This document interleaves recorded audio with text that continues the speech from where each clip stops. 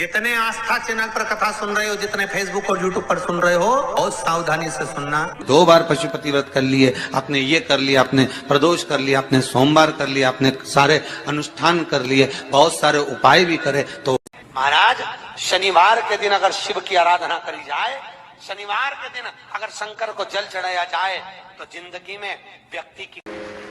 कल अमावस्या है, श्राद्ध पक्ष की अमावस्या के दिन पितृदोष के निवारण का सुंदर तरीका। अगर मान लो पितृ आपको कष्ट दे रहे हैं, पितृ आपको तकलीफ दे रहे हैं, कोई काम नहीं होने दे रहे हैं, या कहीं आपको ऐसा लगता है कि पितरों का दोष है, आपके घर में पितृदोष है, आपको ऐसा महसूस होता है, तो नवरात्रि के पहले जो अमावस्या पड़ती है, चावल की कटोरी में एक कपूर का टुकड़ा रख दीजिए महाराज, छोटा सा, और कपूर का टुकड़ा रखकर उस कपूर को दरवाजे के बाहर कटोरी में ही, चावल रखी हुई कटोरी में ही उसको पितरों का स्मरण कर कर जला दीजिए। और जलाने के बाद उस चावल को कहीं भी किसी भी वृक्ष की छांव में पक्षियों के लिए डाल दीजिए। शिव महापुराण की कथा कहती है, कल अमावस्या है, श्राद्ध पक्ष की अमावस्या के दिन जिनके यहाँ पितृदोष होता है, काल सर्प दोष होता है, वास्तु दोष होता है, उनको ज्यादा कुछ नहीं करना होना। महाराज एक बेल का फल लीजिए।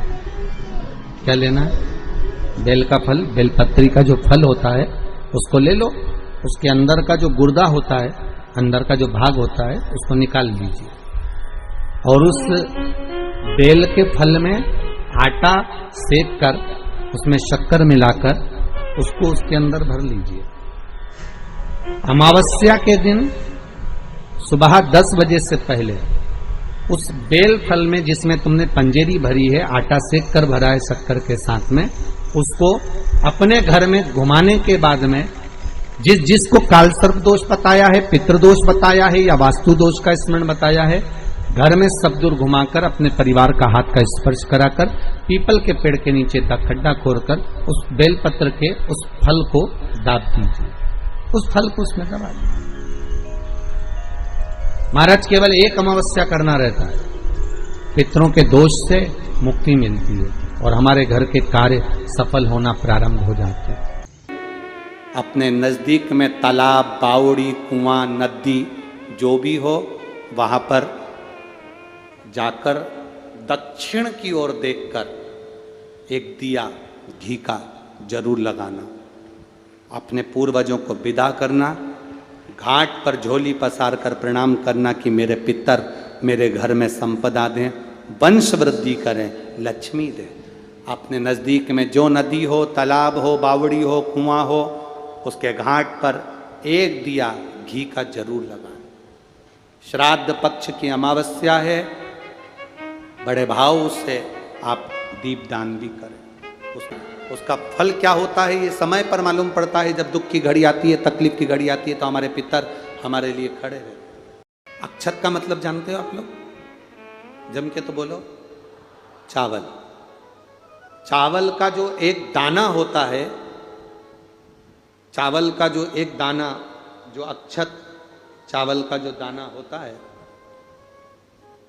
मान लो तुम्हारे पास में बेलपत्री नहीं है, मान लो पंडित जी बोल रहे हैं बेलपत्र चढ़ाओ, पुष्प चढ़ाओ, लाल पुष्प चढ़ाओ, दुर्वा चढ़ाओ, तुम्हारे पास में कोई सामान अगर नहीं है, तो शिव महापुराण की कथा कहती है एक चावल का दाना, तुम जो पंडित जी बोल रहे हैं कि बेलपत्र चढ़ाओ, नहीं है, चावल का दाना चढ़ा दिया।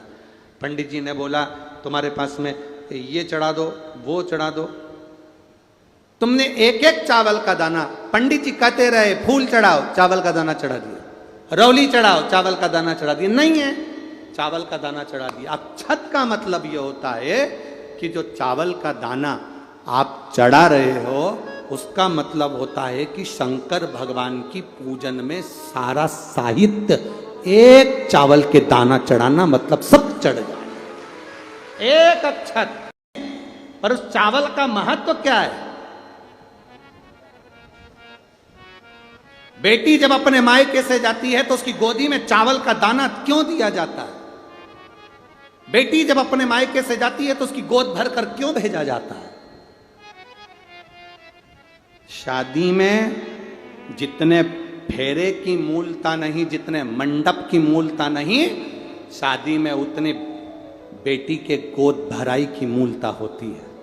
शादी होती है उससे पहले उसकी गोद भरना पड़ती, जेठ भरे, ससुर भरे, कोई भी भरे, उसकी गोदी में कुछ ना कुछ वस्त्र आभूषण जो लाए हैं वो देना पड़ता है।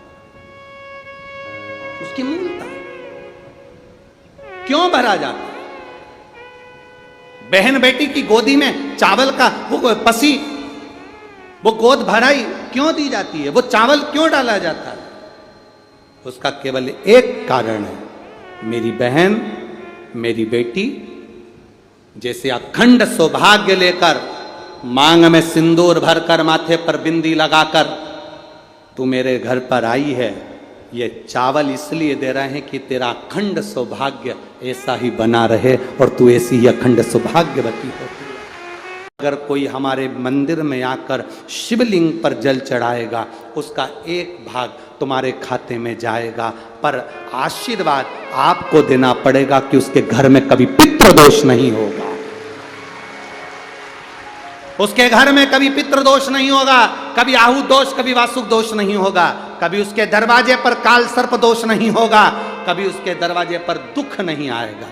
पितरों ने वचन दे दिया, जो शंकर जी पे जल चढ़ाएगा, पितर कहते हैं अपनी बेटी पार्वती को देखकर, अपनी नातिन को देखकर, हम उसके घर से कभी भी दुख नहीं देंगे, हम उसको झोलियां खुशियों से भर देंगे। इसीलिए शंकर जी को जो जल चढ़ता है तो जलाधारी का मुख कहां का होता है? जम के बोलो, उत्तर की ओर होता है। जलाधारी का मुख कहां होता है? उत्तर की ओर। हमारा शिव पुराण कहता है, शिव तत्व कहता है, आप चारों तरफ से जल चढ़ाओ, मना नहीं है, पर कभी मौका मिल जाए आपको, और जैसे ये शिवलिंग है, ये जलाधारी है पानी बहने की, यहाँ से पानी बहता है, ये शिवलिंग है। जब तुम्हें कोई बहुत जरूरी बात कहना हो, कभी कोई बहुत जरूरी है और तुम्हारी जीवन में बहुत जरूरी है वो बात कहना, तो तुम, बाबा अगर नहीं सुन रहा हो तो जैसे ये जलाधारी में पानी इधर से बहता है, तुम इधर बैठो।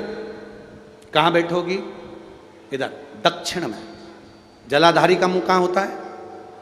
उत्तर में। आप यहां बैठो और यहां बैठकर बाबा की पूजन करो, यहां बैठकर जल चढ़ाओ। वो पानी यहां जब बहकर, तुम यहां बैठकर जब जल चढ़ाओगी, दक्षिण में बैठकर उत्तर की ओर मुंह कर कर जब जल चढ़ाओगी और उत्तर में ही पानी बहकर जाएगा, तो तुम्हारे को रिजल्ट जल्दी आएगा, ये निश्चित है। आपका फल आपको मिलेगा। श्री शिवाय नमस्तुभ्यम। सब बोलिए एक बार जमकर, श्री शिवाय नमस्तुभ्यम। प्रैक्टिकल जरूर करना, कहीं सियोर वाला महाराज झूठ तो नहीं बोल रहा। शास्त्रों की बातें हमारे जीवन में हमें सुख प्रदान करे, इसलिए इस भाव का आनंद करते हुए आज की कथा को विराम देते हैं। श्री शिवाय नमस्तुभ्यम। मेरे चैनल को सब्सक्राइब करें, बेल आइकन प्रेस करें, जिससे कि आपको लेटेस्ट वीडियो की नोटिफिकेशन मिल जाएगी।